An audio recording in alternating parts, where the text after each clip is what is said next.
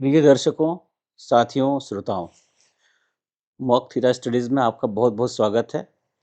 आज का जो हमारा प्रोग्राम है, वो जो नए 4 लेबर कोड्स इम्प्लीमेंट हुए हैं 21 नवंबर 2025 को, उसके ऊपर हम चर्चा करेंगे और उसके बारे में जानकारी लेंगे। तो आइए देखते हैं कि ये इसमें सारे महत्वपूर्ण चीज़ क्या-क्या है।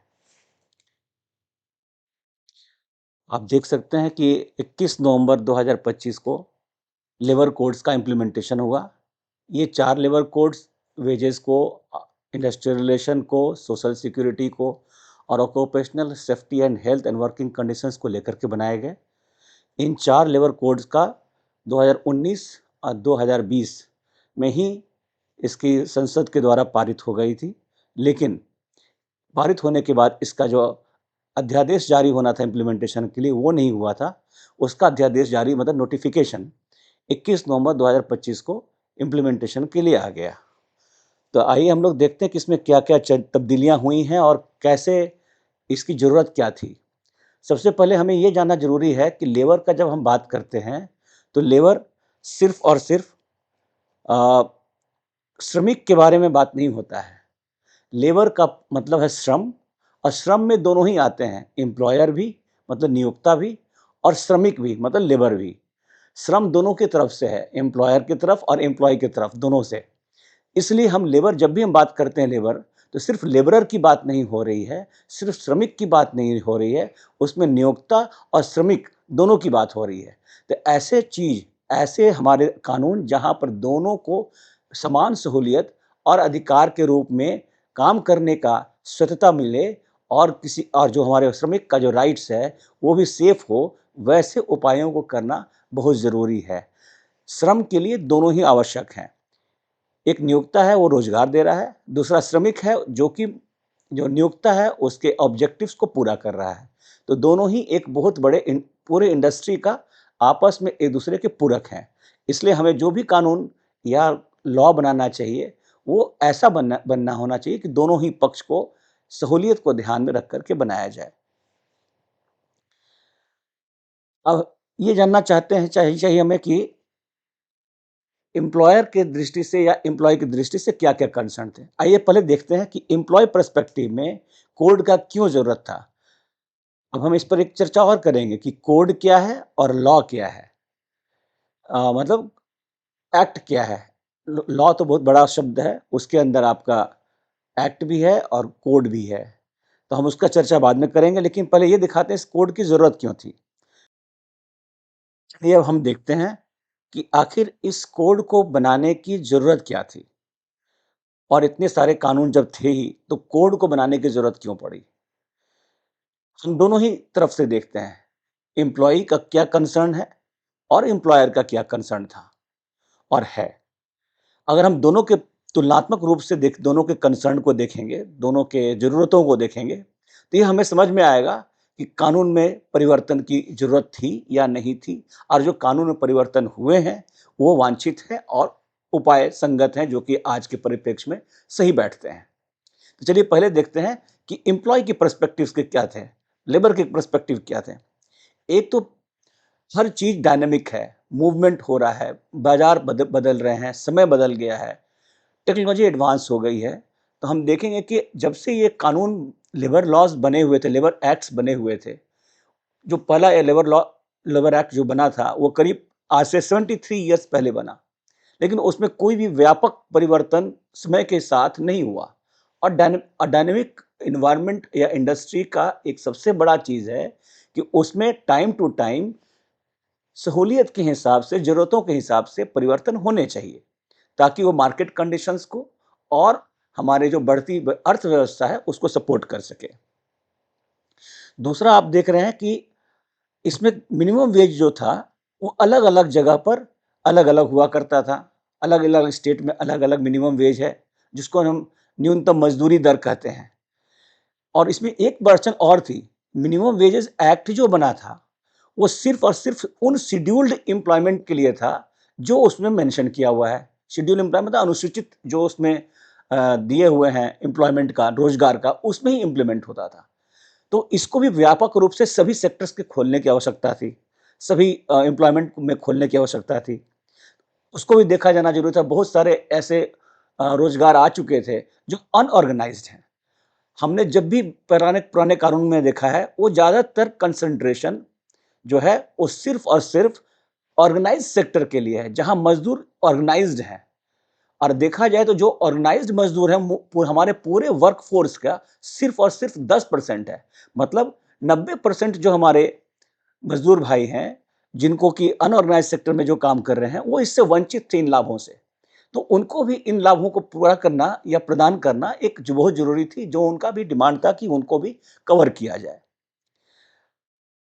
और दूसरा एक चीज और है कि हमारी जो सोशल सिक्योरिटी ओल्ड एज जो हो जाते हैं मजदूर भाई, जो 60 साल पूरा हो गया और नौकरी से उनकी सेवानिवृत्ति हो गई है, उनका रोजगार का तो साधन खत्म हो गया। वैसे केस में उनके लिए पेंशन की व्यवस्था कैसे की जा सकती है, जो उनका आगे का जीवन यापन चल सके। फिर उनके जो हमारे मजदूर भाई हैं, उनका मेडिकल ट्रीटमेंट का कैसे उपाय किया जाए। और साथ में साथ जो आप देखे होंगे, ईपीएफ को अगर आदमी एक नियोक्ता से दूसरे नियोक्ता में के पास जाता है, तो उसका ट्रांसफरेबिलिटी का बहुत दिक्कत होता है, यानी कि पोर्टेबिलिटी का, एक नियोक्ता से दूसरे नियोक्ता में जाने का। काफ़ी उसको ये फॉर्म भरो, वो फॉर्म भरो, उसके पास दो, उसको लेटर लिखो। तो एक व्यवस्था जो है, वो थोड़ा सा इस तरह का कॉम्प्लेक्स था कि जो एक लोगों के साथ, लोगों के लिए अच्छा साबित नहीं हो रहा था। इस पर भी ध्यान देने की आवश्यकता थी। एम्प्लॉयर के पर्सपेक्टिव से देखा जाए, नियोक्ता के पर्सपेक्टिव से देखा जाए, तो क्या जरूरत था? उनके पास श्रम कानूनों के अथाह श्रम कानून पड़े हुए थे। हर चीज में डिफिनेशन अलग, हर चीज का उपाय अलग, हर चीज का इंस्पेक्टर अलग। और इसको पूरा समझना और फिर पालन अनुपालन करना, कहीं ना कहीं त्रुटि या चूक होने का चांस हो जाता है। तो उसको एम्प्लॉयर को हमेशा एक ये बना रहता है कि इन त्रुटियों के कारण हमारे ऊपर एक क्रिमिनल लिएबिलिटी आ जाएगा और हम हमें सजा हो सकती है। तो इन सब जो मकड़ जाल बना हुआ है लेबर लॉज का, इस लेबर लॉज के लिए मकड़ जाल को कम कर करके ऐसा बनाया जाए जिसमें इम्प्लीमेंट करने से पीछे नहीं हटे एम्प्लॉयर, लेकिन उसको इम्प्लीमेंट करने में किसी प्रकार की परेशानियों का सामना ना करना पड़े और नॉन कंप्लायंस किसी कारण से ना हो। साथ ही साथ इसमें इंस्पेक्टर राज का पूरा प्रावधान था पहले के कानूनों में। उस इंस्पेक्टर राज को भी कम करके फैसिलिटेटर के तौर पर देखा जाए, ताकि एम्प्लॉयर को एक पता चले कि हम गलतियां कहाँ कर रहे हैं, सुधार कैसे हो सकता है। दूसरा, नेक्स्ट हम देखेंगे, पहले के हर कानून में जो भी लेबर लॉज थे, उसमें हजारों फॉर्म, इसमें फॉर्म, ये form, X form, B form, A form, 1 form, 9 form, इस तरह का हजारों फॉर्म था। रजिस्टर्स हजारों मेंटेन करने पड़ते थे। हजारों कहने का मतलब, हजार कहने का मतलब बहुत सारे रजिस्टर मेंटेन करने पड़ते थे, फॉर्म मेंटेन करने पड़ते हैं। ऐसे जो रजिस्टर्स हैं फॉर्म को, उसको रिड्यूस किया जाए, कम किया जाए, ताकि कंप्लायंस आसानी से हो सके। एक कंप्रीहेंसिव फॉर्म बन जाए, कंप्रीहेंसिव रजिस्टर बन जाए, जो जो कि बहुत ज़्यादा नंबर्स में ना हो, ताकि उसको मैनेज करने में और मेंटेन करने में एम्प्लॉयर को किसी प्रकार की दिक्कत ना आए। और उसमें साथ ही साथ जो उसमें कई रिटर्न्स जमा करने थे पड़ते थे, quarterly return, half yearly return, वार्षिक रिटर्न, मतलब एनुअल रिटर्न। इन रिटर्न का भी जो सिलसिला है, वो भी कम हो। एक और कंसर्न था, जबकि हमें मालूम है कि जो second national commission of labour, जिसमें जिसके चेयरमैन अरविंद्र वर्मा साहब थे, उनका अपॉइंटमेंट इस कार्य के लिए 15 अक्टूबर 99 में हुआ था। और उन्होंने अपनी रिपोर्ट 29 जून 2002 को दे दिया था, जिसमें उन्होंने रिकमेंड किया था कि ये जो श्रम कानूनों का जो मकड़ जाल है, इसको रिड्यूस करके 4 से 5 श्रम कानूनों में इसको एसिमिलेट कर दिया जाए। मतलब इसको मिला करके एक जैसा बनाकर, एक रूप बना करके ब्रॉडर एस्पेक्ट में 4 या 5 कानून को कर दिए जाएं। तो हमें इन 4 कानूनों, 4 जो लेबर कोड आए, श्रम कोड आए, इससे हमें जानकारी कैसे मिलना चाहिए कि हमें करना क्या है? हमारी जानकारी पूरी होनी चाहिए कि इम्प्लीमेंटेशन कैसे करेंगे? हमारा तैयारी कैसा है इम्प्लीमेंट करने के लिए, जिसको हम रेडीनेस भी कहते हैं। और दूसरा, इसके लिए अ, पब्लिक कम्युनिकेशन एंड आउटरीच, कैसे हम लोगों के बीच में जाकर के सभी को हम ये बता सकें कि ये जानकारी कैसे होगा। साथियों, अब तक हम लोगों ने देखा कि लेबर कोड का जो हमारा शुरू अवेयरनेस है, इसके लिए क्या इम्पोर्टेंट पहलू है। अगर इसको हम 3 छोटे-छोटे चीज़ों में आउटलाइन करें, तो एक है इम्प्लीमेंटेशन इसका कैसे होगा, हमारी तैयारी क्या है और जन-जन तक कैसे पहुँचा जाए, जिसको हम पब्लिक कम्युनिकेशन या आउटरीच कह सकते हैं। जो सबसे इम्पोर्टेंट पार्ट है अवेयरनेस का। जब तक जो प्रभावित इससे हैं, उन तक ये बात नहीं पहुँचेगा, तब तक सारा अवेयरनेस और सारा इम्प्लीमेंटेशन हमारा कहीं न कहीं कॉम्प्रोमाइज़ होगा। तो इसलिए जन-जन तक पहुँचना और लोगों तक पहुँचना, साफ शब्दों में पहुँचना एक बहुत ज़रूरी एस्पेक्ट है। अब हम आगे देखते हैं कि एक्ट और कोड में अंतर क्या होता है। हमने सुना 4 कोड आए हैं, लेबर कोड है, सोशल सिक्योरिटी कोड है, इंडस्ट्रियल रिलेशन कोड है और ऑक्यूपेशनल सेफ्टी है, health and working condition code है। इसमें ये जो कोड शब्द है, ये कोड शब्द से बहुत लोग भ्रमित हो सकते हैं कि एक्ट और कोड में क्या अंतर है।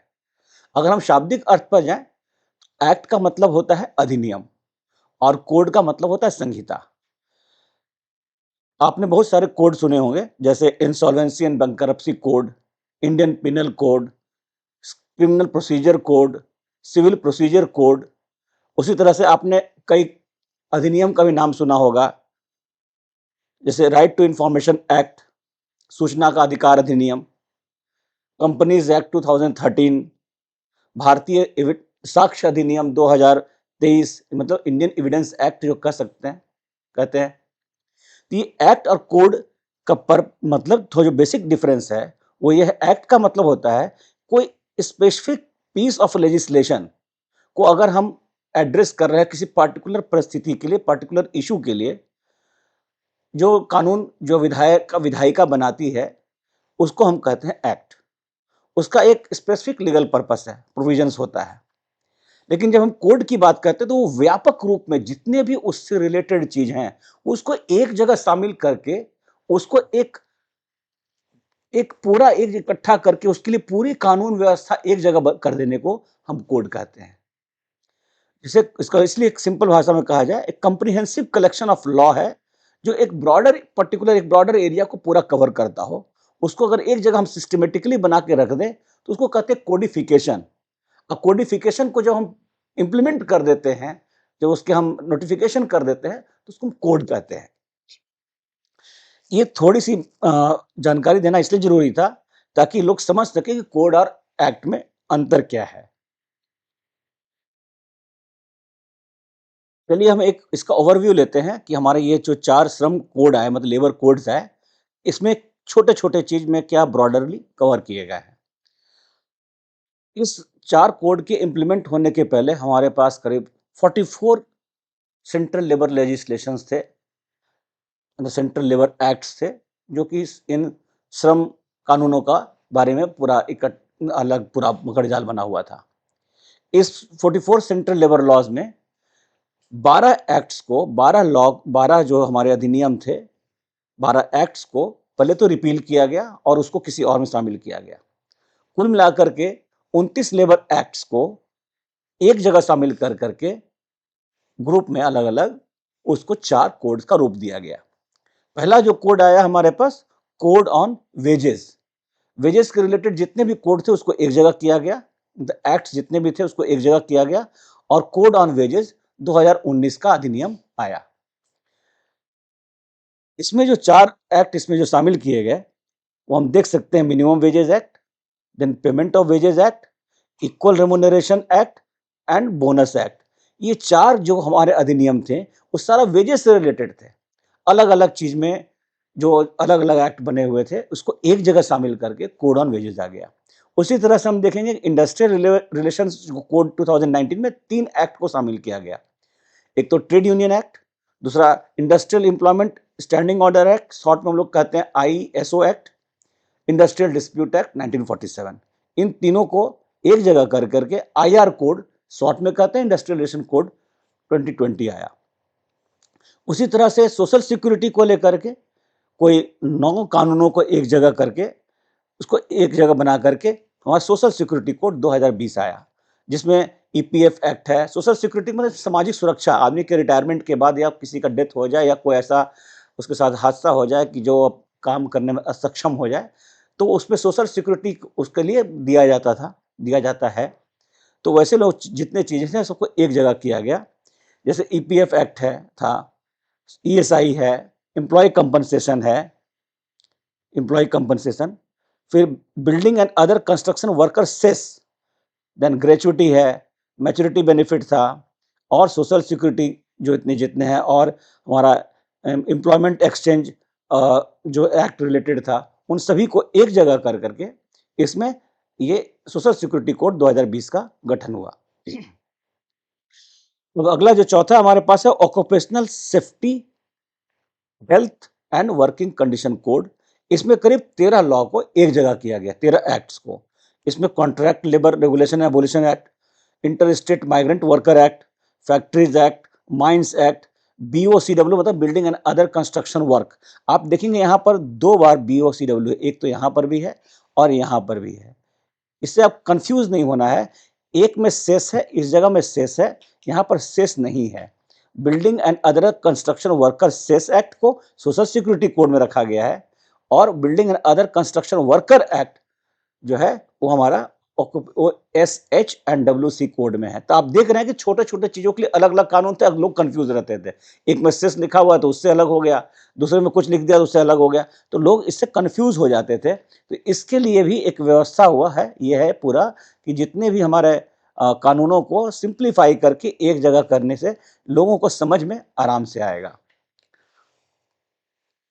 आप एक कोई ओवरव्यू बताते हैं कि क्या-क्या चीज़ों में कितने महत्वपूर्ण, मतलब क्या मकड़जाल था और क्या सहूलियत और क्या सुविधा इसमें, क्या सरल इसमें किया गया। आप देख सकते हैं जो सेक्शन, हम जो धारा कहते हैं, धारा करीब पुराने जो जितने हमारे इसमें मिल जाएंगे, जितने धारा पहले जो होते थे, ये करीब 1228 धाराएं थी। पूरे जितने भी अभी हमने 29 जो लेबर एक्ट्स के बारे में बात किया, उसमें 1228 धाराएं थे, जिसको अब कम कर करके 480 धाराएं रह गई। रूल्स मतलब पहले कानून बनता है, उसके बाद उसके नियम बनते हैं। तो ये रूल्स करीब करीब टोटल मिलाकर 1436 रूल्स थे, जो अब घट करके सिर्फ 351 रूल्स बन गए, 351। रजिस्ट्रेशन जहां 8 जगह लेना पड़ता था अलग अलग कानूनों में, अब सिर्फ एक रजिस्ट्रेशन से काम चल जाएगा। लाइसेंस जहां पहले अलग अलग कानूनों में 4 लेना पड़ता था, अब लाइसेंस सिर्फ एक जगह लेना पड़ेगा। इसी तरह से करीब 181 फॉर्म एम्प्लॉयर को या कॉन्ट्रैक्टर को भरना पड़ता था, अब वो घट कर सिर्फ 73 फॉर्म्स रह जाएंगे।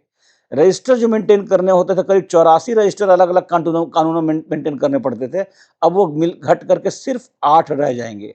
रिटर्न्स जो करीब भरने पड़ते थे, 31 रिटर्न भरने पड़ते थे, अब सिर्फ एक, वो भी इलेक्ट्रॉनिकली भरना है, जो हमारा श्रम सुविधा पोर्टल जो है ministry of labour and employment का, उस पर केवल भरना है। अब देख रहे हैं कितना सिंप्लीफिकेशन हो गया है। फिर बहुत सारे चीज जितने भी थे उसमें हर कुछ अगर एम्प्लॉयर से गलती हो जाए या त्रुटि हो जाए या नॉन कंप्लायंस हो जाए, तो वो सारे क्रिमिनल एक्टिविटी में काउंट हो जाते थे, जबकि एक सिविल नेचर का जो मैटर था उसके जैसा था। वैसे में उसको क्रिमिनलाइज करने से लोगों के बीच में, एम्प्लॉयर के बीच में एम्प्लॉयमेंट देने से उनको काफ़ी परेशानी होता था, या वो अपना देना नहीं चाहते थे या कम करके रखना चाहते थे, मतलब सेक्टर ओपन नहीं हो पा रहा था एम्प्लॉयमेंट का। अब वो आप देख रहे हैं कि डिक्रिमिनलाइजेशन का जो है 87 की जगह पर सिर्फ 22 ऐसे परिस्थितियों में डिक्रिमिनलाइजेशन रखा गया है, जहां अगर घोर किसी चीज का उल्लंघन किया गया हो। तो इससे एम्प्लॉयर का भी बैलेंस मिला है और वर्कर को भी बैलेंस मिला है। और कुछ इसमें नए प्रोविजन डाले गए हैं इंप्रूवमेंट नोटिसेस के बारे में, जो हम आगे हम बात करेंगे, और कंपाउंडिंग ऑफेंसेस को कंपाउंड करने में क्या हो सकता है। तो ये हमारे जो थे, आपने देखा कि इसमें क्या इसमें सहूलियत हुए हैं और क्या इसमें अच्छा पक्ष भी आया है, जो कि एम्प्लॉयर की दृष्टि से और एम्प्लॉय वर्कर दोनों की दृष्टि से अच्छा हो सकता है। हम इसको एक देखते हैं कि तुलना की स्थिति में पहले कानून में क्या था और अभी कानून में क्या है, कोड में क्या आया है। एक तो है, पहले एम्प्लॉयमेंट देने पर फॉर्मलाइज नहीं था कि सभी को आपको नियुक्ति पत्र देना है। स्पेशली ये बात उन जगह कहा जा रहा है जहाँ पर अनऑर्गेनाइज सेक्टर या ऑर्गेनाइज सेक्टर था भी, तो जहाँ रेगुलर एम्प्लॉयमेंट नहीं है, उस क्षेत्र की बात की जा रही है। रेगुलर एम्प्लॉयमेंट में तो ऐसे आज भी आपको स्टैंडिंग ऑर्डर के हिसाब से सबको एम्प्लॉयमेंट का आपको लेटर देना पड़ता है, लेकिन जो जहाँ पर रेगुलर एम्प्लॉयमेंट ना हो करके कॉन्ट्रैक्चुअल एम्प्लॉयमेंट होता था या फिर कॉन्ट्रैक्ट लेबर के एम्प्लॉयमेंट एंगेजमेंट करते थे कॉन्ट्रैक्टर, वहाँ पर ये सब बात आती थी, आईएसएमडब्ल्यू में आती थी। अब वहाँ पर जो अपॉइंटमेंट जो देना होता था, उसका कोई अपॉइंटमेंट लेटर देने का उसका ज़िम्मेवारी नहीं था। लेकिन अब इसमें मैंडेटरी कर दिया गया है कि आपको एम्प्लॉयमेंट लेटर देना ही है। तो सबसे पहले सबसे जो बेनिफिट होगा एम्प्लॉय वर्कर को कि उसको एम्प्लॉयमेंट लेटर मिलेगा, एंगेजमेंट लेटर मिलेगा। तो उससे उसकी जो सुरक्षा है, कानून जो उसको एम्प्लॉयमेंट की जो सुरक्षा है, कोई भी आदमी आर्बिट्रेरी बुला लिया, आर्बिट्रेरी छोड़ नहीं दिया दे सकता है। दूसरा उसको नेक्स्ट देखा जाए कि सोशल सिक्योरिटी कवरेज को बढ़ाया गया है। बस पहले सोशल सिक्योरिटी कवरेज जो है वो एक लिमिटेड ऑर्गेनाइज्ड सेक्टर में था। इसको बढ़ा करके अनऑर्गेनाइज्ड सेक्टर को भी किया गया और इसमें जो सबसे बड़ा इम्पोर्टेंट है, gig worker and platform worker भी इसमें शामिल हो गए। Gig worker and platform worker क्या हो सकते हैं? हैं अ, आज के डेट में आप देखे होंगे बहुत सारा काम जो है डिजिटल प्लेटफ़ॉर्म पर हो रहा है। जैसे अमेज़न पे जो डिलीवरी बॉय आते हैं, ओला है, उबर है, और उसके बाद देखा जाए तो जैसे ब्लिंकिट है, कोई ज़ोमैटो का है, कोई स्विगी का है, सब जो जा सारे लोग जितने भी हैं वो डायरेक्टली कॉन्ट्रैक्ट में जुड़े हुए हैं। वो इंडिपेंडेंट काम करते हैं, लेकिन कॉन्ट्रैक्ट ठीक है, अपना माल सप्लाई किया, पैसा लिया, उनका सर्विसेज़ खत्म हो गया और वो खत्म, उनकी बात रिश्ता खत्म। यहाँ एम्प्लॉयी और एम्प्लॉयर का रिलेशनशिप नहीं बन पाता है, नहीं बनता है। तो ऐसे जितने भी लोग अनऑर्गेनाइज़्ड सेक्टर में थे, वो भी इसमें कवर नहीं हो पाते थे। उसी को हम गिग वर्कर ही भी कहते हैं। गिग वर्कर का एक और भी उदाहरण हम देख सकते हैं। आप देखे होंगे अपने घर में, चाहे जहाँ कंस्ट्रक्शन काम होता है, तो कुछ लेबर डायरेक्टली बिना किसी ठेकेदार के थ्रू जो मकान जिनका बन रहा होता है, उनसे ठेका डायरेक्ट ले लेते हैं और अपना मुनाफ़ा जो आपस में सब पूरा बाँट लेते हैं। तो इसमें कहीं कोई नियोक्ता और एम्प्लॉयी नहीं है। इसमें संबंध क्या बन रहा है? सर्विस लेने वाले का और सर्विस देने वाले का। जहाँ डायरेक्ट रिलेशनशिप है, केवल सर्विस दिया और सर्विस पूरा होने के साथ ही नाता खत्म हो गया। तो ऐसे जितने भी लोग थे, चाहे हैं, वो गिग वर्कर कहलाते हैं। तो गिग वर्कर में 2 तरह के हो गए, एक प्लेटफ़ॉर्म वर्कर डिजिटल प्लेटफ़ॉर्म वाले, एक नॉन डिजिटल प्लेटफ़ॉर्म वाले। तो इनको भी कवरेज इस सोशल सिक्योरिटी के अंदर मिलेगा। फिर वो देख रहे हैं, हमने पहले बात किया था मिनिमम वेज के बारे में। मिनिमम वेज का जो एक्ट हमारे पास है, जो अब तक था, उसमें क्या था, शेड्यूल्ड एम्प्लॉयमेंट में ही मिनिमम वेज का नोटिफिकेशन होता था, चाहे स्टेट गवर्नमेंट हो या सेंट्रल गवर्नमेंट हो। शेड्यूल एम्प्लॉयमेंट मतलब उस एक्ट में कुछ एम्प्लॉयमेंट लास्ट में अनुसूची में दिए गए थे। उस अनुसूची में जो एम्प्लॉयमेंट है, उसके लिए मिनिमम वेज नोटिफाई होता था। बाकी सेक्टर ऐसे जहाँ की जिस पर ये शेड्यूल्ड एम्प्लॉयमेंट नहीं, जिसको काउंट किया जाता, चाहे शेड्यूल्ड एम्प्लॉयमेंट में के लिस्ट में नहीं थे, उनके लिए मिनिमम वेज का कोई इम्पैक्ट उस तरह का नहीं था। लेकिन अब जो किया गया है कि मिनिमम वेज सबके लिए बराबर किया गया, सभी को मिनिमम वेज मिलना चाहिए, ज़रूरी है, चाहे वो ऑर्गेनाइज़्ड हो या अनऑर्गेनाइज़्ड हो। तो इससे एक बार फिर हमने जैसे बात किया कि 90% करीब जो टोटल वर्कफ़ोर्स है वर्कर का, वो अनऑर्गेनाइज़्ड सेक्टर में, सिर्फ़ 10% हमारे, अगर 50 करोड़ हमारा एम्प्लॉयमेंट का क्षेत्र है, जिसमें वर्कर हमारे काम करते हैं 50 करोड़ आदमी, वर्कर, उसमें से सिर्फ़ और सिर्फ़ 10% मतलब 5 करोड़ को छोड़ कर के बाकी सारे जो हैं, वो नॉन ऑर्गेनाइज़्ड सेक्टर में हैं, अनऑर्गेनाइज़्ड सेक्टर में हैं। तो उनको ये लाभ नहीं मिल पाता था, अब उन लोगों को भी इस मिनिमम वेज के न्यूनतम मज़दूरी का लाभ मिल पाएगा। और साथ ही साथ इसमें एक और भी प्रावधान किया गया है कि सेंट्रल गवर्नमेंट फ्लोर वेज का नोटिफ़िकेशन करेगी। अगर किसी स्टेट में मिनिमम वेज कम है, तो कम से कम फ्लोर वेज सुनिश्चित होगा। मतलब अक्रॉस द इंडिया, पूरे भारतवर्ष में एक तरह का वेज या उससे ऊपर आपको मिलेगा। तो ये जो राइट्स है, जो सर एक ऑर्गेनाइज़ और नॉन ऑर्गेनाइज़ सेक्टर के लिए, ये व्यापक रूप में इसका असर जो है हमारे मज़दूर भाइयों पर देखने मिलेगा। तो इसका फ़ायदा इनको होगा कि डायरेक्ट बेनिफिट हमारे अनऑर्गेनाइज़्ड सेक्टर में जो मज़दूर काम कर रहे थे, उनको इसका लाभ पूरी तरह से मिलेगा। और इस साथ ही साथ एक नया चीज़ इंट्रोड्यूस किया गया, प्रिवेंटिव हेल्थ केयर, जहाँ पर भी कोई भी ऐसे काम जहाँ पर हैज़ार्डस नेचर का वर्क है, वहाँ पर एम्प्लॉयर के ऊपर ये ज़िम्मेदारी दिया गया है कि हर वर्ष उनका health checkup free of cost कराना है। कहने का मतलब प्रिवेंटिव डिटेक्शन, अगर किसी को पता चल रहा है कि किसी का कोई तकलीफ है, तो प्रिवेंटिव डिटेक्शन हो जाने से उनका जो भी प्रिकॉशनरी मेजर है वो लिया जा सकेगा। तो ये हम देख रहे हैं कि इसमें एम्प्लॉयर के ऊपर ये जिम्मेवारी दिया गया है, जो कि उनको प्रिवेंटिव हेल्थ केयर सारे जितने भी हजार्डस वर्क में काम कर रहे हैं उनके लिए। आगे हम देखते हैं इसमें और क्या ना डाला गया है। एक तो टाइमली वेज है, ये प्रावधान पहले भी था, लेकिन इसको और अच्छा से इन्फोर्स करने का इसमें किया गया। टाइमली वेज कहने का मतलब है कि जो आपका जहाँ 1000 मजदूर से कम काम करते हैं, वहाँ पर महीना के आने वाले महीने के 7 दिन के अंदर, और जहाँ 1000 से ज़्यादा करते हैं, वहाँ 10 दिन के अंदर आपको पेमेंट करना ज़रूरी था। उसको और अच्छे तरह तौर से इसको पेमेंट करा मतलब इन्फोर्स करने का प्रावधान किया गया है। फिर वुमन वर्कफोर्स मतलब हमारी महिलाओं के लिए जो क्या ये था कि महिला को पहले किसी कुछ सारे एम्प्लॉयमेंट में उनको रोजगार लेने का प्रावधान नहीं था। उनके लिए कुछ पर्टिकुलर सेक्टर ही खुले हुए थे, चाहे कुछ वर्क जो थे वही खुले हुए थे। अब लेकिन महिलाओं को किसी भी काम में जहाँ भी पुरुष एंगेज्ड हो सकते हैं या नहीं भी हो सकते हैं, तो वहाँ महिलाएं भी काम करना चाहें तो कर सकती हैं। लेकिन उनका पहले जो रात्रि में काम करने का उनका रोक था कि रात्रि में काम नहीं करते थे, शाम के 7 बजे से लेकर सुबह के 6 बजे तक, तो वो भी अब सिस्टम करीब खत्म हो गया। और लेकिन केवल इसमें ये व्यवस्था किया कि अब रात्रि का काम ले सकते हैं, लेकिन उनको प्रॉपर सुविधा और ट्रांसपोर्टेशन दिया जाए, ताकि वो घर तक सुरक्षित से पहुंच सकें और उनको किसी तरह का उत्पीड़न का सामना, रास्ते में किसी तरह का बाधा, चाहे उनको किसी तरह परेशानी का सामना न करना पड़े। ये सब प्रावधान जो है पूरे हमारे जो 50 पर ज़्यादातर वर्कफोर्स में महिलाएं भी बहुत सी जगह काम कर रही हैं, तो उनको ये सब इसका लाभ मिलेगा। साथ ही साथ ईएसआई का जो कवरेज है, वो सिर्फ और सिर्फ वैसे जगह पर था जहां वो नोटिफाई हुआ करते थे, नोटिफिकेशन जिसके लिए जारी हो जाता था।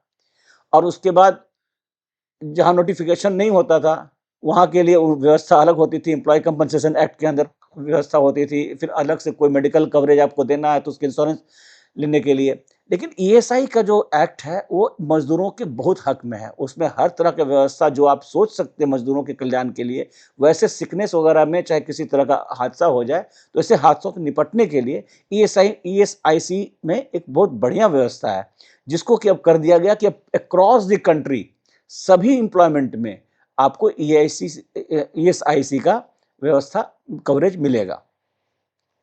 साथ ही साथ जो हमारा स्पेशली जो एम्प्लॉयर के लिए क्या अच्छा पक्ष हुआ, कंप्लायंस बर्डन जो है वो कम गया है। हमने देखा कि रजिस्टर मेंटेन करना, फॉर्म्स भरना, फिर रिटर्न करना, जो सैकड़ों जो इसके लिए व्यवस्था थी, इसको गो अवे कहा गया।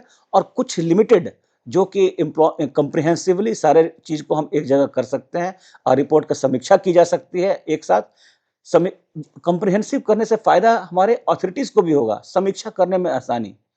जो पहले अलग-अलग फॉर्म, अलग-अलग रिटर्न, वैसे जगह पर दिक्कत हो जाती थी अलग-अलग चीज़ों को देखना। लेकिन अब जो है एक जगह कॉम्प्रिहेंसिव होने से उसको रेगुलेट करना भी आसान होगा और इसका असेसमेंट करना भी आसान हो जाएगा। अब हम आगे देखते हैं कि क्या रिफ़ॉर्म्स हुए हैं। एक क्विक लुक देखते हैं इसमें। हम देख सकते हैं कि वर्कर थ्रेशोल्ड जो इंडस्ट्रियल डिस्प्यूट के अंदर था, कि जहाँ भी रिट्रेंचमेंट या ले ऑफ या क्लोज़र किसी जगह का किसी एम्प्लॉयमेंट में होना है, तो वहाँ पर उसकी सीमा जो 100 थी, उसको बढ़ा कर के 300 की गई है। कुछ लोगों का या यूनियन की तरफ से ये है कि इसको लिमिट बढ़ा देने से हमारा जो लोगों का जो कंप्लायंस पार्ट है या अथॉरिटीज़ जो मतलब एम्प्लॉयर का मनमर्जी हो जाएगा, इस तरह का भी लोगों का आशंका है। लेकिन इसमें अगर देखा जाए तो 100 तो पहले भी थे, तो वहाँ उसके नीचे वाले उसका इम्प्लीमेंट कर सकते थे। लेकिन 300 करने का मकसद क्या है? 300 करने का मकसद है, हमारे बहुत सारे स्टार्टअप इंडस्ट्री आए हैं। हमारे बहुत सारे एमएसएमईज़ के जो इंडस्ट्री में काम कर रहे हैं, मीडियम एंड स्मॉल जो इंडस्ट्रीज़ हैं उसमें। तो उसमें ज़्यादा कंप्लायंसेस रहने से उनको भी काफ़ी परेशानियों का सामना करना पड़ता है, क्योंकि यूनिट तो छोटा है, कंप्लायंस आपको वही सेम बड़े के जैसा करना है, तो उनके पास हर चीज़ के लिए अलग-अलग व्यवस्था करना उनके लिए पॉसिबल भी नहीं था कि एक उनके पास एचआर की टीम हो, उनके पास कंप्लायंस की टीम हो, उसके पास लॉ की टीम हो, जो इसको देखता रहे। तो उनके लिए कंप्लायंस कम होने से एम्प्लॉयर को भी ये सुविधा मिलेगी कि उस जो बड़े कंपनियाँ हैं, वहाँ पर कंप्लायंस आप अच्छे तरह से इन्फोर्स कर सकते हैं। और छोटे जो हैं उनको ऐसा व्यवस्था दिया जाए कि वो एक फैसिलिटेटर उनको एक फैसिलिटेट करे कि आपको जो चीज़ कमी है उसको पूरा कीजिए, और उसमें उसको सहयोग भी मिलेगा कि कैसे इसको जो कमियों को पूरा किया जा सके, चाहे नॉन कंप्लायंस अगर हो रहा है तो उसको दूर किया जा सके। तो ये एक ओपन होगा जो हमारे स्टार्टअप्स हैं एंड जो हमारे एमएसएमईज हैं उनके लिए बेनिफिट हो जाएगा। अब हम लोग आगे देखेंगे कि स्टार्टअप में भी कुछ और व्यवस्था की गई, हम आगे के स्लाइड्स में देखेंगे। उसके बाद ये स्ट्राइक नोटिस देने का जो प्रावधान है, पहले क्या कुछ जो नॉन पब्लिक यूटिलिटी सर्विसेज थे, एक तो पब्लिक यूटिलिटी सर्विसेज होती है, दूसरा जो नॉन पब्लिक यूटिलिटी सर्विसेज है। पब्लिक यूटिलिटी सर्विस में जैसे सैनिटेशन है, सीवरेज है, फिर वाटर सप्लाई है, इलेक्ट्रिसिटी है, इस तरह के जो सर्विसेज हैं, इमरजेंसी सर्विसेज, उसको पब्लिक यूटिलिटी सर्विसेज में कहते हैं।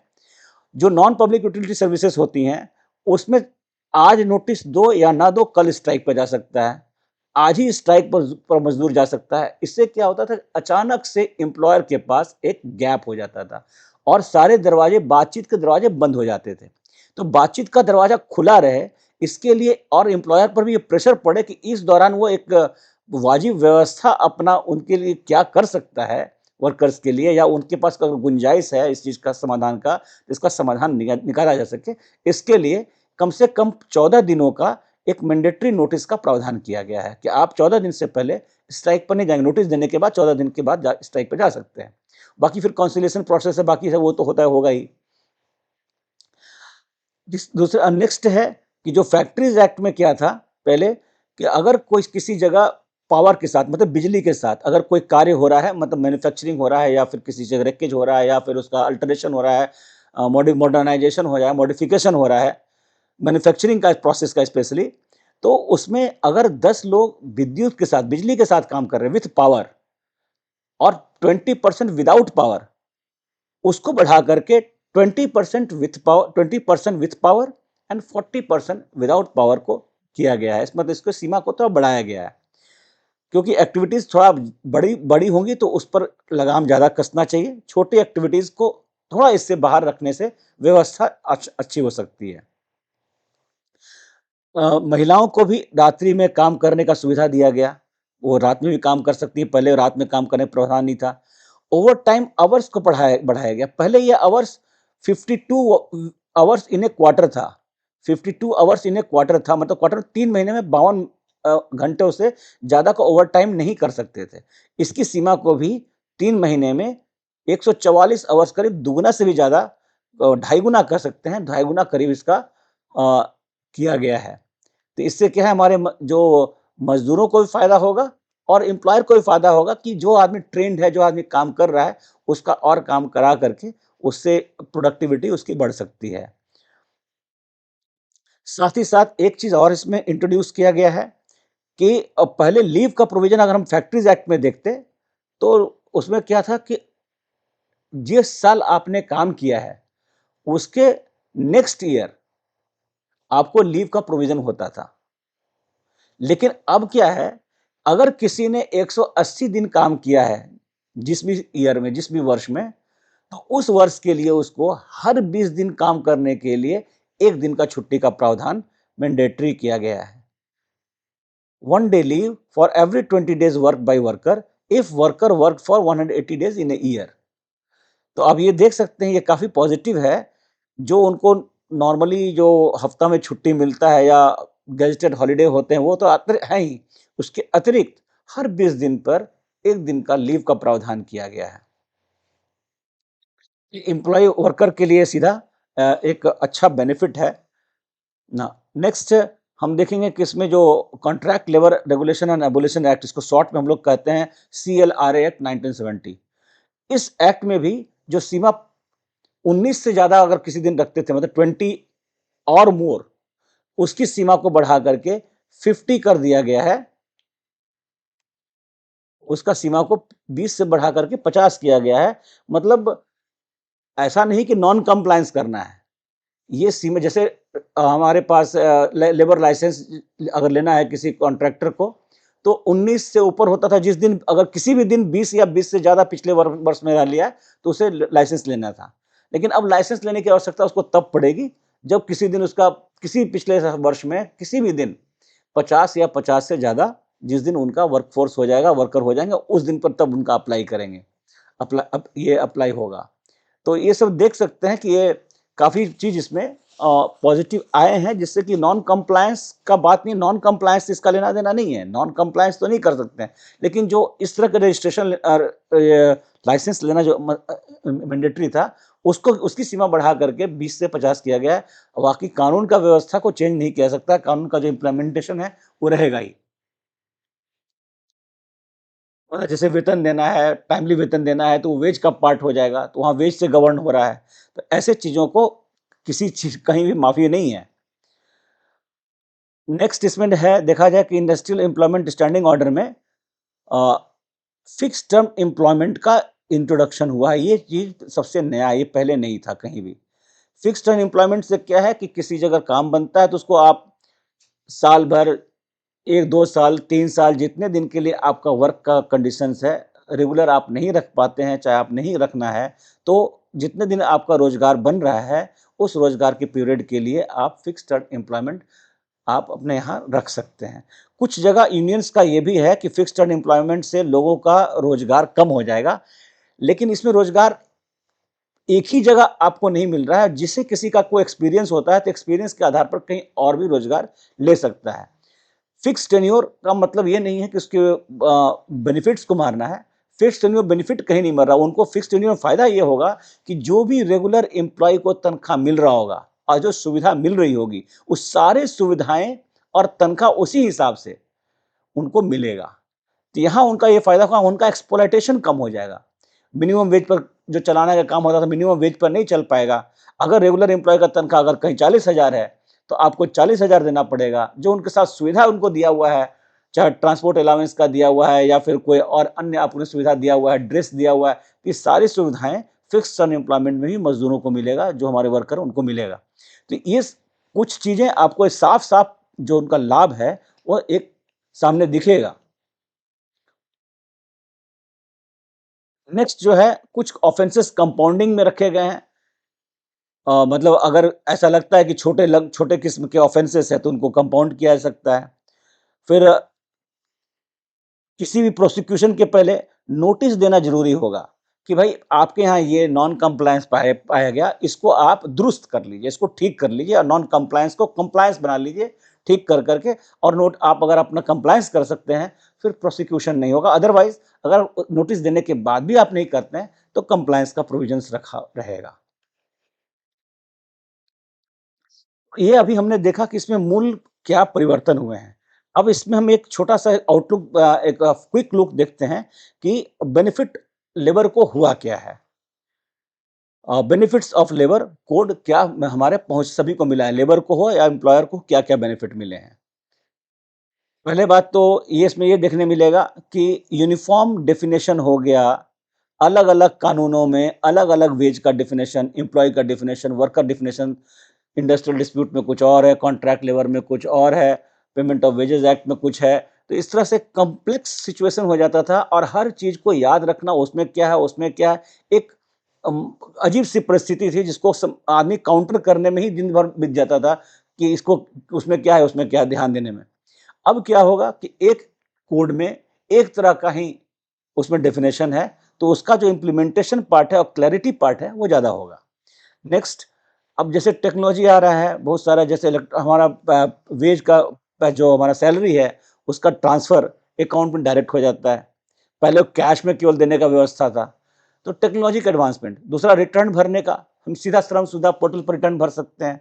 हार्ड कॉपी की ज़रूरत नहीं पड़ेगी। उसमें सारे एक्ट्स के लिखे हुए हैं। हमारे ऊपर क्या-क्या इम्प्लीमेंट होगा, उसमें आप टिक कर लो। उसके बाद आपको क्या-क्या जो उसमें जो सब कंडीशंस हैं, उसको आप जो आपके ऊपर एप्लीकेबल है, उसको आप टिक कर लो। कहने का मतलब बहुत सारा चीज़ सहूलियत हो गया और इसके लिए आपको ज़्यादा समय भी नहीं देना पड़ेगा। थोड़े से समय में ही आपके वो सारे काम पूरे हो जाएँगे, जिसके लिए आपको महीनों और घंटों लगते थे। फिर एनफोर्समेंट में भी ट्रांसपेरेंसी हुई। इंस्पेक्टर सिर्फ़ इंस्पेक्शन का काम नहीं करेंगे, उनको फैसिलिटेटर के तौर पर भी काम करना पड़ेगा। मतलब इंडस्ट्री को ग्रो कराने के लिए सिर्फ़ आपको नॉन कंप्लायंस नहीं देखना है, उनके नॉन कंप्लायंस को ठीक करवाना है। कहने का मतलब है कि आप नोटिस दीजिए, उनको बताइए कि आपके यहाँ ये चीज़ देखा गया और वो भी एक रैंडम चेक हो रहा है। घर पहले फिज़िकल चेकिंग पे जाने की ज़रूरत अब उनको नहीं है। वो जो उन्होंने अपना रिटर्न भरा है, उस रिटर्न से ही रैंडम चेक हो जाएगा कि उनके यहाँ क्या-क्या चीज़ हुआ है और क्या-क्या नॉन कंप्लायंस है। नॉन कंप्लायंस को आप नोटिस भेज सकते हैं, उसको पूरा कर लीजिए। और अगर लगता है कि किसी शिकायत आती है कहीं से कि नहीं यहाँ पर रेगुलर इस चीज़ का नॉन कंप्लायंस हुआ है, तो वैसे केसेस में फिजिकल वेरिफिकेशन, फिजिकल इंस्पेक्शन का भी प्रावधान है। तो इसका मतलब ये नहीं है कि इंस्पेक्शन खत्म, इंस्पेक्टर राज खत्म हो गया। इसको एक फैसिलिटेटर एंड इंस्पेक्टर का प्रावधान किया गया। पहले आप देखिए, दुरुस्त कराइए, नहीं दुरुस्त होता है देन प्रोसिक्यूशन में जाने का जरूरत पड़ेगा। उसी तरह से महिलाओं के लिए फेवर हुआ है, जो हम पहले बता चुके हैं कि नाइट में काम कर सकती हैं और सभी जगह काम कर सकती हैं। और जहां 50 या 50 से ज़्यादा एम्प्लॉय हैं वहां पर क्रेच की व्यवस्था करनी है। ओवर टाइम वर्क में और वर्किंग फ्लेक्सिबिलिटी और किया गया है। ओवर टाइम जैसे बताया कि 144 घंटे हो गए, पहले 52 घंटे ही पूरे क्वार्टर में थे। तो इस तरह का व्यवस्था में परिवर्तन किया गया है। कोड वाइज देखते हैं कि हर कोड में क्या क्या फायदा और इसमें बेनिफिट्स क्या एम्प्लॉयज़ को मिला है। एक तो उनका हो गया कि मिनिमम वेज एक स्टैट्यूटरी राइट हो गया। मिनिमम वेज सभी एम्प्लॉय में मिलेगा, सभी एम्प्लॉयज़ को मिलेगा। टाइमली पेमेंट करना है। डिस्क्रिमिनेशन नहीं होगा जेंडर का, किसी तरह का महिलाओं के लिए काम में यहाँ नहीं करेंगी, वहाँ नहीं करेंगे, ऐसा खत्म हो गया। समान वेतन मिलना है। फिर फ्लोर वेज होगा, ये पूरे राष्ट्रव्यापी होगा, पूरे कंट्री के लिए एक फ्लोर वेज होगा। उससे अगर किसी स्टेट में ज़्यादा है, देना चाहते हैं, उससे जो ज़्यादा है वही मिलेगा। चाहे फ्लोर वेज ज़्यादा है या मिनिमम वेज स्टेट का ज़्यादा है तो वही मिलना है, स्टेट का ही मिलेगा। कहने का मतलब मिनिमम इतना फ्लोर वेज का तो मिलना ही पड़ेगा, ताकि एक uniformity in whole of the state across the India एक बन जाए। वो फ्लोर वेज के हिसाब से कम नहीं दे सकता कोई, फ्लोर वेज के ऊपर आप दे दीजिए, कम नहीं दे सकते हैं। और इसमें एक व्यवस्था और किया गया है कि अगर कोई अलाउंसेस 50% से ज़्यादा हो गया तो वेज का पार्ट बन जाएगा। ये एम्प्लॉयर के लिए नहीं, ये एम्प्लॉय के लिए बेनिफिट हो गया। होता क्या था कि बेसिक वेज जो है वो एम्प्लॉयर कम रखते हैं और अलाउंसेस इसमें बढ़ा देते हैं, क्योंकि बेसिक वेज पर सारे सारे उनको बेनिफिट्स बेसिक वेज पर देना होता है। जैसे मैटरनिटी बेनिफिट हो गया, ग्रेच्युटी हो गया, ईपीएफ हो गया, ईएसआई कंट्रीब्यूशन हो गया, ईपीएफ कंट्रीब्यूशन हो गया, ये सारे बेसिक पर देना होता है। तो बेसिक कर कम करके अलाउंसेस बढ़ा दिए जाते हैं, ताकि इसके ऊपर उनको कोई कंट्रीब्यूशन ना देना पड़े। तो इसके जो ये जो बर्डन है इनका, ये बर्डन उनके ऊपर कम पड़ता था। अब क्या होगा कि अगर आपने मान लीजिए कि किसी को 70% अलाउंस मिल रहा है उसके बेसिक वेज पर, तो ये जो एक्स्ट्रा -50 हम कर दें 50% से ऊपर, तो 20% जो है अलाउंस उसका वेज में आ जाएगा। मान लीजिए किसी का 100 रुपये मिल रहा था, तो 100 प्लस 20 हो जाएगा और ये उनका मिनिमम वेज हो जाएगा। और इसी वेज पर उनको मिनिमम वेज नहीं, ये उनका वेज हो जाएगा और इसी वेज पर उनको मैटरनिटी बेनिफिट का हो, चाहे ग्रेच्युटी का हो, चाहे ईपीएस का हो, चाहे ईपीएस हो, चाहे ईएसआई हो, ये सारे उनको इस बेसिस पर ही देने पड़ेंगे।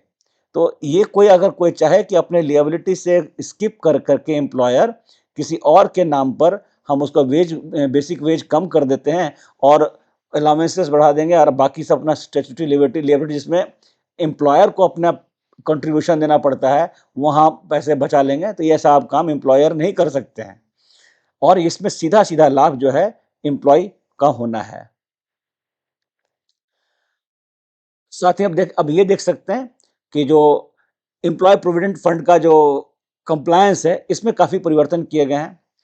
अब पिछले 5 साल से जो पुराने केस हैं, उसके ऊपर इंक्वायरीज़ लिमिट किया गया है, प्लस असेसमेंट ऑर्डर 2 साल में पूरे हो जाना चाहिए। अपने मर्ज़ी से कोई भी केस सुओ मोटो जो होता था, उसको एबॉलिश कर दिया गया। कहने का मतलब कोई कंप्लेन हो, किसी तरह का अगर नॉन कंप्लायंस बताया गया है, तो ऐसे केसेस में रीओपन होंगे। सुओ मोटो कोई केस ओपन नहीं होगा जो सेटल्ड हो चुका है। फिर अपील में पहले क्या होता था कि अगर जहाँ पर आपका केस लगा है एम्प्लॉयर और एम्प्लॉई का, अगर एम्प्लॉयर वहाँ केस हार जाता है, तो उसको पहले 75% अमाउंट जितना अवार्ड बनता था, उसका पैसा जमा कर देना होता था। उसके बाद आप अपील में जा सकते हैं। लेकिन यहाँ एम्प्लॉयर का फ़ायदा ये होगा कि उसको 75% देने की ज़रूरत नहीं है। सिर्फ़ 25% जो उसका एसेस्ड अमाउंट आया, लिएबिलिटी आया है, वो जमा करके अपील में जा सकते हैं। तो यहाँ पर कुछ एम्प्लॉयर के मतलब फ़ेवर में भी भाई गया हुआ है कि आप अपील कर सकते हैं, लेकिन आपको 25% ही जमा करना है, ताकि एक उतना दिन उस पैसे का ब्लॉकेज ना हो जाए कि एम्प्लॉयर उतना दिन का पैसा उसको रोटेट कर सकता है। लेकिन इससे ये नहीं है कि अवार्ड खत्म हो गया, अपील में अगर अप्रेल हो जाएगा तो उनको पैसा देना पड़ेगा एम्प्लॉय को। नेक्स्ट है सोशल सिक्योरिटी कोड में जो हमारा आगे का है, आपको मैं हमने डिस्कस कर लिया है कि इसमें जो गिग वर्कर को शामिल किया गया है, प्लेटफॉर्म वर्कर शामिल किया गया सोशल सिक्योरिटीज़ में, अनऑर्गेनाइज्ड वर्कर्स थे वो शामिल हुए हैं, ईएसआईसी कवरेज सभी को मिला, साथ ही वर्क फ्रॉम होम ऑप्शन भी दिया गया मैटरनिटी लीव के पीरियड में, मैंडेटरी क्रेच फैसिलिटी भी किया गया। ये सब हम देख सकते हैं कि सोशल सिक्योरिटी में ये सब शामिल किए गए हैं। नेक्स्ट हम देखते हैं occupational safety health and working condition code में क्या क्या चेंज हुआ। हालांकि हमने ये सब सारा कुछ देख चुका है, यहाँ पर हम लोग इसको एक जस्ट एक क्विक लुक है। हायर थ्रेशोल्ड, थ्रेशोल्ड का मतलब है सीमा, सीमा इंक्रीज किया है, जिसमें आप देख सकते हैं कॉन्ट्रैक्ट लेबर एक्ट में जो पहले 20 था उसको 50 वर्कर्स किया गया, फैक्ट्रीज एक्ट में जहां विथ पावर 10 था उसको बढ़ा करके 20 किया गया है, विदाउट पावर 20 था उसको बढ़ा के 40 किया गया है। तो ये चीज़ जो है चेंजेस हैं इसमें हुए हैं और ये हम पहले भी डिस्कस कर चुके हैं। बाकी कुछ चीज़ सिंप्लीफाई हुए हैं जो हमने वो बताया अभी कि जैसे कॉन्ट्रैक्ट लेबर एक्ट में लाइसेंस लेना होता है, लाइसेंस पहले क्या है वो हर हर साल रिन्यू होता था, अब वो लाइसेंस आपका कहीं भी मिलेगा, आपको हर साल रिन्यू, मान लीजिए कि किसी का कोई सेंट्रल गवर्नमेंट के एएलसी से लाइसेंस लिया है तो उसका वैलिडिटी ऑल ओवर इंडिया हो जाएगा। पहले तो लाइसेंस की वैलिडिटी ऑल ओवर इंडिया हो गया, प्लस और उसके बाद से उसकी वैलिडिटी 5 ईयर्स की हो गई। पहले लाइसेंस हर साल में रिन्यू कराना होता था, वो अब झमेला नहीं रहेगा, आपकी लाइसेंस की वैलिडिटी 5 साल की है। प्लस डिम्ड अप्रूवल बहुत सारे, अगर वहाँ डिम्ड अप्रूवल क्या है, आपने अप्लाई किया और जितने टाइम में रिजेक्ट होना चाहिए या फिर आपको अप्रूव होकर के उसका अथॉरिटी जो के पास से वो सर्टिफिकेट इशू हो जाना चाहिए था, अगर वो नहीं होता है तो वो मान लिया जाएगा कि वो आपका अप्रूवल हो गया।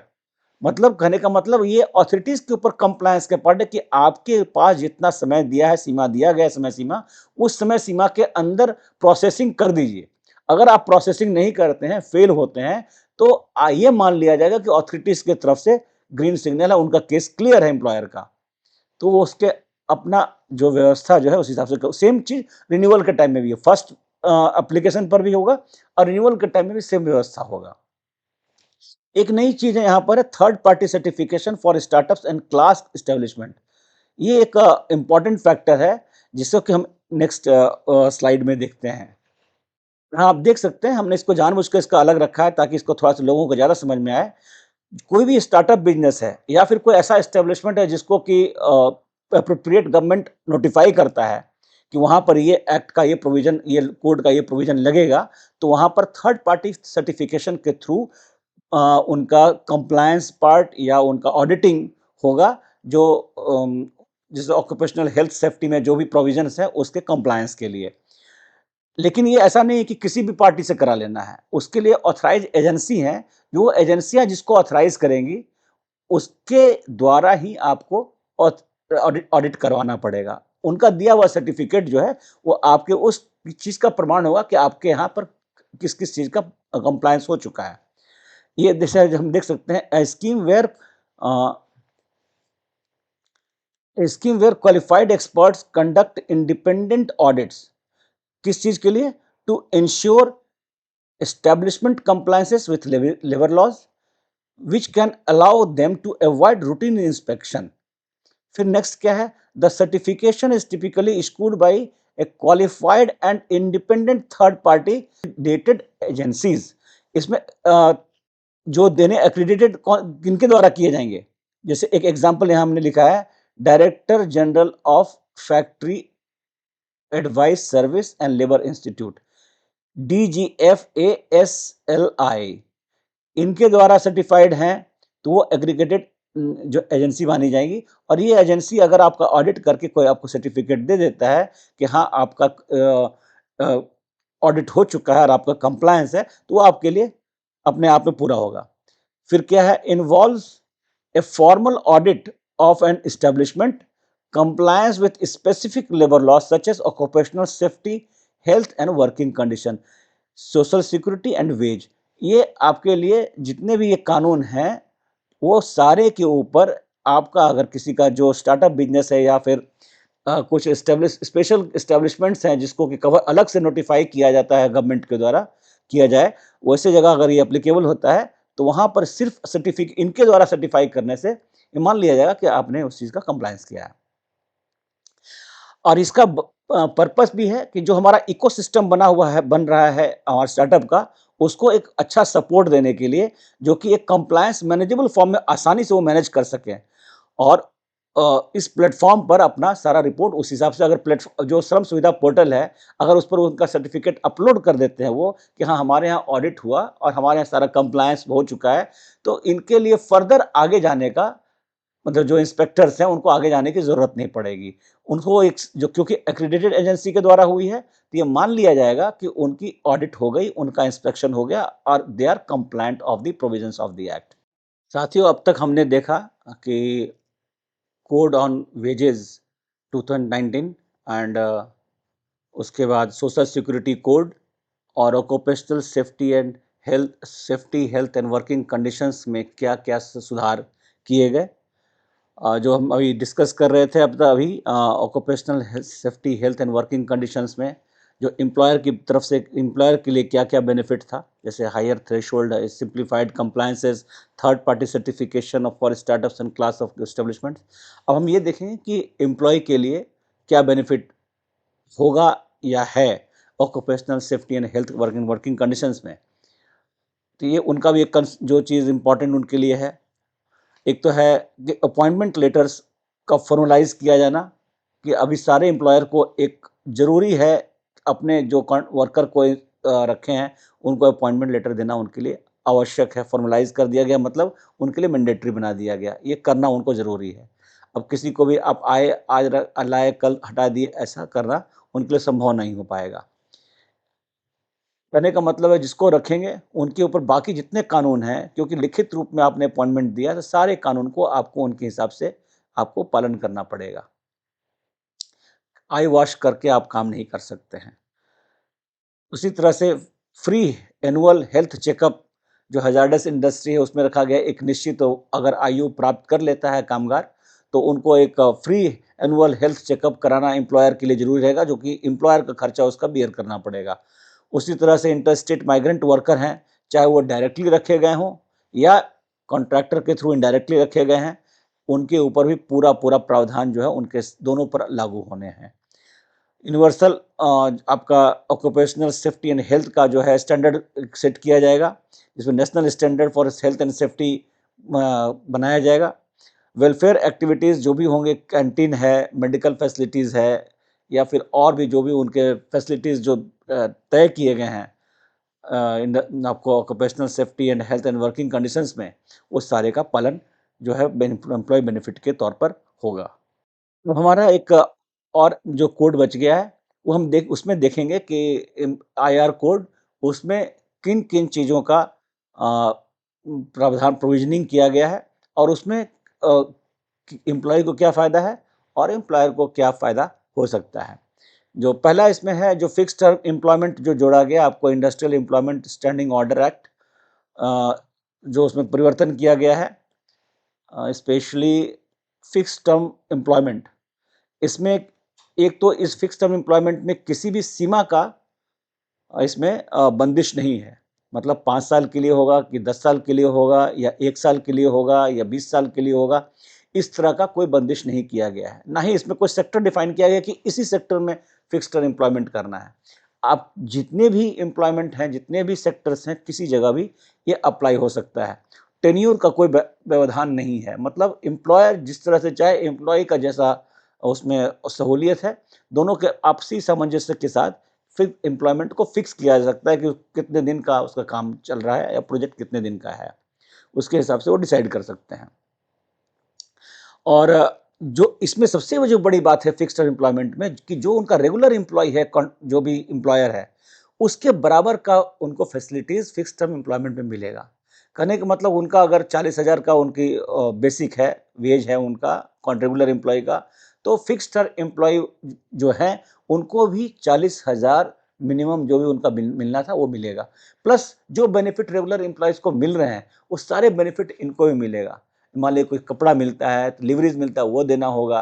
चाहे किसी तरह का फैसिलिटीज़ है, मोबाइल की फैसिलिटी दे रहे हैं, कहीं उसकी रिम्बर्समेंट हो रही है, मेडिकल की फैसिलिटी है, तो जो चीज़ रेगुलर एम्प्लॉय को बेनिफिट्स होगा, same benefit fix term employment में भी मिलेगा। कहने का मतलब ये है कि उनका employment same as it is regular employ के जैसा है, सिर्फ और सिर्फ इसमें सीमा का इसमें अंतर है। जो फिक्स जो टर्म होगा उस सीमा तक की ही होगा। तो इसमें देखा जाए तो दोनों के लिए एम्प्लॉयर और एम्प्लॉय दोनों के लिए बेनिफिशियल है। एम्प्लॉय को अब सिर्फ मिनिमम वेज से काम नहीं चलाना पड़ेगा, जो भी रेगुलर एम्प्लॉय का वेज होगा उसके हिसाब से उनको भी मिलेगा। जहाँ हम लोग इसको कह सकते हैं कि equal pay for equal work, इस प्रावधान की, क्योंकि फिक्स टर्म एम्प्लॉयमेंट में रिस्पॉन्सिबिलिटी भी उसकी सेम है, सेम स्टैंडिंग ऑर्डर के प्रोविजंस इनके ऊपर भी लगते हैं, same service rules fix term employment के ऊपर भी लगेगा। जो भी रूल्स आपके लिए जो इम्प्लीमेंटेड होगा रेगुलर एम्प्लॉयमेंट के लिए, वो रूल इनके लिए भी अप्लीकेबल होगा। तो जो भी अगर डायरेक्टली इसको फिक्स टर्म एम्प्लॉयमेंट में लिया जा रहा है, तो वैसे केस में जो रेगुलर एम्प्लॉय हैं सेम बेनिफिट ये फिक्स टर्म एम्प्लॉयमेंट में प्राप्त कर पाएंगे। तो इसलिए दोनों के लिए, एम्प्लॉयर और एम्प्लॉय दोनों के लिए एक विन विन सिचुएशन के जैसा होगा। फिर थ्रेशहोल्ड जो retrenchment lay off and closer का है, उसमें 100 को बढ़ा करके 300 किया गया। ये हमने पहले भी इसकी चर्चा कर ली है। उसी तरह से एक नया प्रोविजन है statutory negotiating union and council. इसको हम लोग आगे भी देख सकते हैं, लेकिन एक छोटा सा ब्रीफिंग है। नेगोशिएटिंग यूनियन जहां तक की बात है, अगर किसी यूनियन के पास उसकी मेंबरशिप, जो उस इंडस्ट्री उस कंपनी में जहां पर वो ऑपरेट कर रहा है यूनियन, अगर उसकी मेंबरशिप 51% है, वहां के जो वर्कर हैं, तो किसी और से नेगोशिएट एम्प्लॉयर नहीं कर सकता है। सिर्फ और सिर्फ नेगोशिएटिंग यूनियन के साथ ही, जिसके पास ये मेजॉरिटी है 51% की मेंबरशिप की, उसके साथ ही उसको बात करनी पड़ेगी। मतलब they are automatically recognised to discuss with the management for their grievances and redressal of grievances. तो यहां पर एक बंदिश हो गई, इससे बार्गेनिंग पावर वर्कर्स के हाथ में ज्यादा मजबूत हो गया। दूसरा एक और इसमें प्रोविजन किया गया है कि मान लीजिए कि किसी का भी 51% मेंबरशिप नहीं है, वर्कर्स जो काम कर रहे हैं उनका, किसी यूनियन को, लेकिन अगर अगर एक या एक से ज्यादा करने का मतलब 2, 3, 4 जो भी हो, अगर किसी भी यूनियन का मेंबरशिप 20% से ज्यादा है, तो ऐसे सारे यूनियंस को मिलाकर एक नेगोशिएटिंग काउंसिल बनेगा। कहने का मतलब मान लीजिए कि किसी जगह 4 यूनियन है, सबको 25-25% है, या किसी का 20 है, किसी का 30 है, 35 है, ऐसे मिला के अलग-अलग है। लेकिन 50 से ऊपर किसी 51% किसी का नहीं है। लेकिन 20% एंड मोर अगर एक से ज़्यादा यूनियन के पास है, तो ऐसे सारे यूनियन को मिला करके उनके प्रोपोर्शन के हिसाब से एक नेगोशिएटिंग काउंसिल बनेगा। और उन सारे जो उस काउंसिल में होंगे, उनके साथ मैनेजमेंट की, एम्प्लॉयर की कलेक्टिव बार्गेनिंग के प्रोसेस में पार्टिसिपेट कर सकते हैं।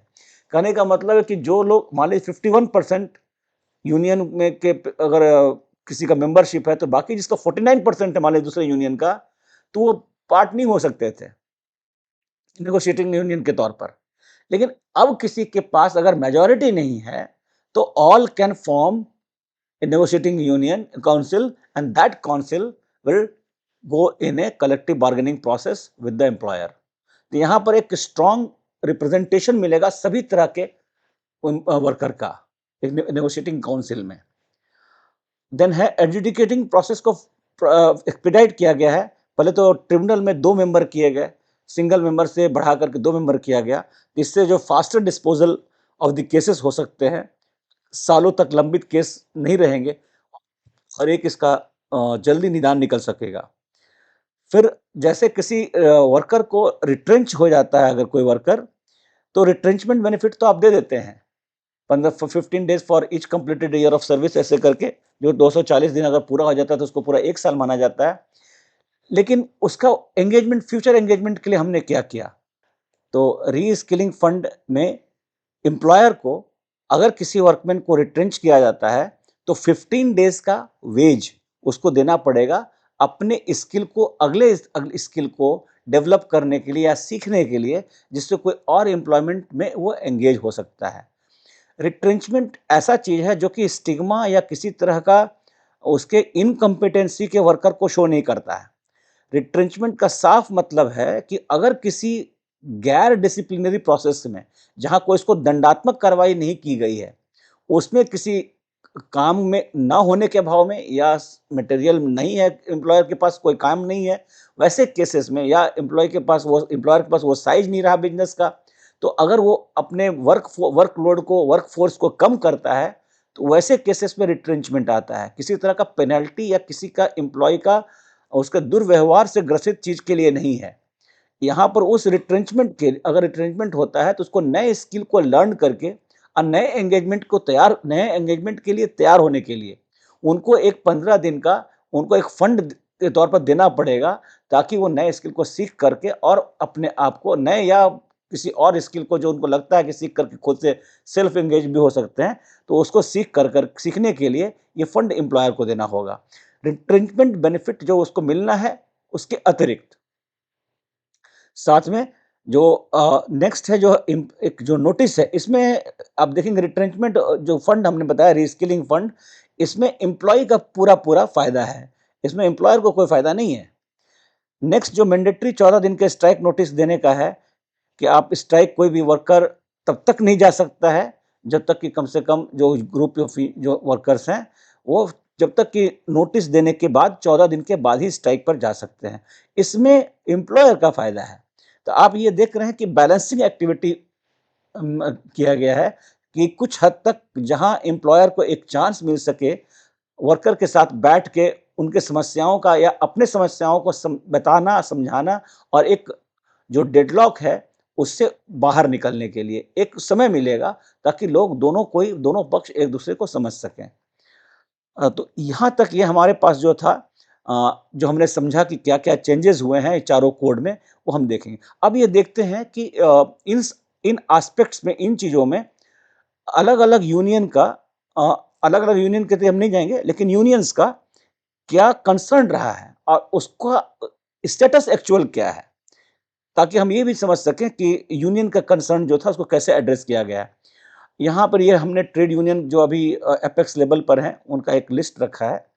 आप इस लिस्ट को देख कर के जान सकेंगे कि हमारे यहाँ और कितने कौन-कौन से यूनियन हैं। बहुत लोगों को ये जानकारी बड़े-बड़े यूनियन का मालूम रहता है, मोटे-मोटे तौर पर, लेकिन कुछ और भी यूनियन है जिसका नाम लोगों को याद नहीं रहता है, तो उसके लिए एक लिस्ट बना कर के दिया हुआ है, ताकि इस चीज़ को लोग जान सकें। अब देखते हैं कि कंसर्न ऑफ ट्रेड यूनियंस क्या रहा है। कंसर्न यहाँ पर ये है, मेन इनका था, स्टार्ट हुआ है, आप देख सकते हैं कि ये जो लिमिट बढ़ाई गई थी अ, फैक्ट्रीज़ एक्ट में 10 से 20 किया गया और 20 से 40 किया गया विदाउट पावर। तो ये जो कंसर्न था इसमें इनका कंसर्न यूनियन का ये रहा कि लेबर लॉज़ के परव्यू से बहुत सारे जो वर्कर्स हैं वो बाहर हो जाएँगे। हेल्थ एंड सेफ्टी का कॉम्प्रोमाइज़ हो जाएगा। फिर अनऑर्गेनाइज़्ड सेक्टर में लोगों को ज़्यादा चले जाएँगे। लेकिन यहाँ एक चीज़ देखने की बात होगी कि अनऑर्गेनाइज़्ड सेक्टर में पहले से ही हमारे पास 90% वर्कफ़ोर्स जो है वर्कर के, वो अनऑर्गेनाइज़्ड सेक्टर में, उनको बेनिफिट्स की कमी थी। अब उनके पास बेनिफिट जाएगा, पास ऑन होगा, तो उनके पास जॉब और उनका सामाजिक सुरक्षा दोनों बढ़ेगा। तो यहाँ ये उनका कंसर्न थोड़ा समझ से बाहर था। दूसरा, हेल्थ एंड सेफ्टी के प्रावधानों को ज़्यादा मजबूत किया गया नए कानूनों में, और इसको जो यूनिट लेवल है उस हद तक ला करके स्ट्रॉन्ग करने की कोशिश की गई है कि उनका कंप्लायंस यूनिट लेवल पर ही हो जाए। साथ ही ये कंसर्न कि इसमें वेलफेयर मेजर से बहुत सारे लोग बाहर हो जाएँगे, तो ऐसा नहीं है। वेलफेयर मेजर को और नीचे तक पर्कुलेट करके बढ़ाने, जैसा हमने अब डिस्कस किया कि नीचे तक बढ़ाने की कोशिश की गई है, कवरेज इसका बढ़ाया गया है। तो ये कंसर्न थोड़ा मैच से बाहर था। ये जो फर्स्ट एंड सेकंड जो है, वो एक ही तरह का है और उनको इसलिए एक जगह इकट्ठा किया गया है। यहाँ यहाँ भी हम देख सकते हैं, जो थर्ड पॉइंट है हमारा, कि 100 से 300 जो रिट्रेंचमेंट वगैरह में जो किया गया, वो उनका यूनियन का एक कंसर्न था। इससे जो है क्या है कि अगर परमिशन गवर्नमेंट से पहले नहीं लेना पड़ेगा, तो ऐसे केस में जो आज़ादी है वर्कमैन के पास वो नहीं रह पाएगी, और मतलब सिक्योरिटी वो नहीं रह पाएगी, और एम्प्लॉयर के पास हायर एंड फायर का चांस ज़्यादा हो जाएगा। लेकिन ये बात आप देखेंगे कि हमने सब जो इस कानून के द्वारा ये पहले किया गया है, इम्पोर्टेंट बात है कि फॉर्मलाइज़ कर दिया गया है अपॉइंटमेंट लेटर देना। तो किसी को हटाना और फायर करना आसानी का खेल नहीं रहेगा। जैसे ही आप किसी के अपॉइंटमेंट दे देते हैं, तो they have to fulfill all the formalities and all the legal requirement which are required to be completed before firing. तो लीगल पॉइंट्स को कवर करना विदाउट एनी विद कंप्लायंस एक इतना इतना आसानी काम नहीं रह जाएगा एम्प्लॉयर के लिए कि जिसको चाहो उसको फायर कर दिया। इस कारण से ही ये फॉर्मलाइज करने की कोशिश की गई है कि अपॉइंटमेंट लेटर मैंडेटरी किया गया है कि अपॉइंटमेंट लेटर देना ही है। तो in that case security will be more in the hand of worker. लेकिन इससे एम्प्लॉयर को क्या फायदा मिलेगा? एक साथ में ये भी मिलेगा कि ईज ऑफ डूइंग बिजनेस होगा।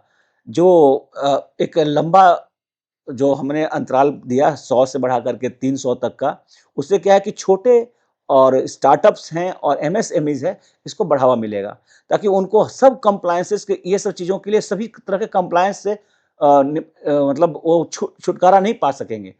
लेकिन जो उनका ब्रॉडर है, उनका सब कंप्लायंसेस को सरल करके करने के कारण वो इस सारे चीज़ों का निपटान तो कर सकेंगे और उनके साथ-साथ उनके पास स्वतंत्रता भी होगी कि अपने काम को एक आसानी से बिज़नेस को चला सकेंगे।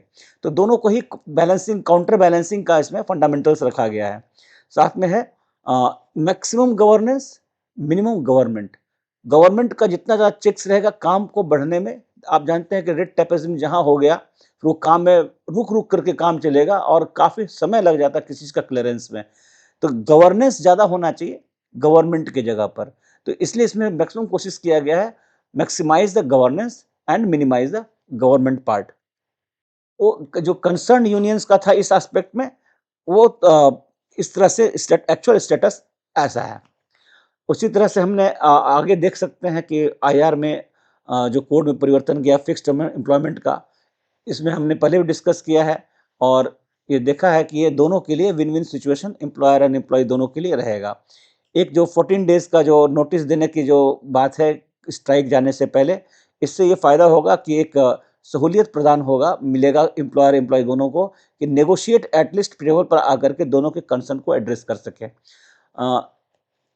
तो ये जो कंसर्न्स है इसको एक जगह करने का ये मकसद है ताकि लोगों को एक ब्रीफ पता चल सके कि कैसे इसमें क्या-क्या हुआ है। और अब नेक्स्ट हम देख सकते हैं कि वेब बेस्ड इंस्पेक्शन होने से क्या होगा कि एक फिज़िकल जो इंस्पेक्शन है वो थोड़ा कम हो जाएगा और एक रैंडम चेक से हम अथॉरिटीज़ ले सकते हैं कि किसके यहाँ कंप्लायंस नहीं हुआ है और उनको नोटिस दे करके पहले कंप्लायंस कराएँगे। तो इससे फ़ायदा क्या होगा कि एक समय मिल जाएगा एम्प्लॉयर को भी कि अपने यहाँ जो नॉन कंप्लायंस है इसको पूरा कर लेने के लिए। और ये जो इंस्पेक्टर राज राज का जो एक पैटर्न था, ये थोड़ा उसके जगह पर फैसिलिटेटर के तौर पर एक गवर्नमेंट सामने आएगी कि वो कैसे बिज़नेस को चलाना है एज़ ए गोइंग कंसर्न। किसी को बंद कराने का ताल्लुकात नहीं होना चाहिए कि ये नॉन कंप्लायंस दिखा के उसका काम रोक दो। इसका उनसे कंप्लायंस करवाइए और काम को आगे बढ़ाइए। मेन कंसर्न है किसी चीज़ का गोइंग कंसर्न बना के रखना, चालू हालत रखना, लेकिन उनसे जो लीगल और स्टैट्यूटरी कंप्लायंस है, वो पूरा कराना। ये पहलू हमारे साथ हमारे हमेशा होना चाहिए कि किसी चीज़ का बिज़नेस बंद ना हो, अवरुद्ध ना हो, उसके कंप्लायंस पार्ट को पूरा कराया जाए। दैट मीन्स जो भी लेबर रिलेटेड रिफॉर्म्स हुए हैं, उसके हिसाब से उनके सारे कंप्लायंस हो विद द बिज़नेस साथ में चलता रहे। नेक्स्ट है नेगोशिएटिंग काउंसिल के बारे में और यूनियन के बारे में हमने काफ़ी चर्चा पहले ही कर लिया है। और डीक्रिमिनलाइजेशन ऑफ ऑफेंस, इसकी पहले हमने चर्चा की है कि बहुत सारे ऑफेंसेस को डीक्रिमिनलाइज किया गया। होता क्या है कि एम्प्लॉयर तो बिजनेस के लिए ध्यान पर रहता है, बिजनेस है चाहे उसका जो प्रोजेक्ट है उसको कंप्लीट करने पर छोटे-छोटे नॉन कंप्लायंस को वो नहीं देख पाता, जिसके लिए वो एक उसका कोई अधिकारी भी होगा, गलती उससे हुई, पेनल्टी या फिर क्रिमिनल जो ऑफेंस है एम्प्लॉयर पर लग जाएगा। तो ऐसे चीज़ों को डीक्रिमिनलाइज किया गया और पहले काम कंप्लायंसेस के पूरा कराने के लिए उसके पर ध्यान दिया गया कि जो कंप्लायंसेस है वो पूरा कीजिए।